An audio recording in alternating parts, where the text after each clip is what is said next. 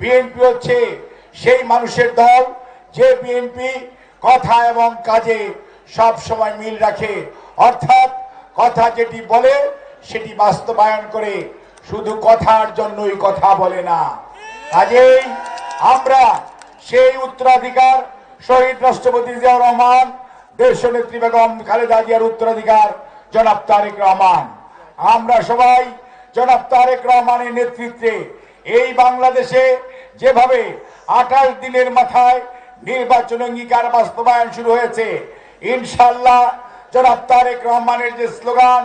Take back Bangladesh, অর্থাৎ বাংলাদেশকে তার নিজস্ব অরিজিনাল স্বকীয় গতিতে ফিরিয়ে নেওয়া এবং বাংলাদেশে একটি সুশাসনের বাংলাদেশ, সমৃদ্ধ বাংলাদেশ এবং জনগণের গণতন্ত্রের মাধ্যমে নির্বাচিত সরকারের মাধ্যমে পরিচালিত বাংলাদেশ, যেই বাংলাদেশ হবে জনাব আধুনিক রাষ্ট্রের উপকার শহীদ জিয়াউর রহমানের যে স্বপ্ন,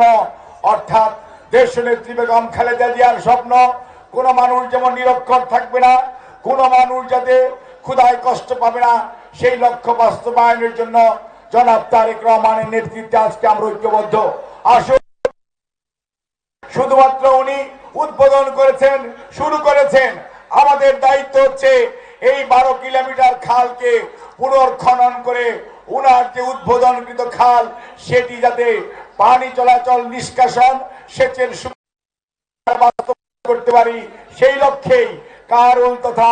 আমাদের উপস্থিত মানুষকে আজকে প্রতিজ্ঞাবদ্ধ হতে হবে এবং সেই দায়িত্ব আমাদের পালন করতে হবে।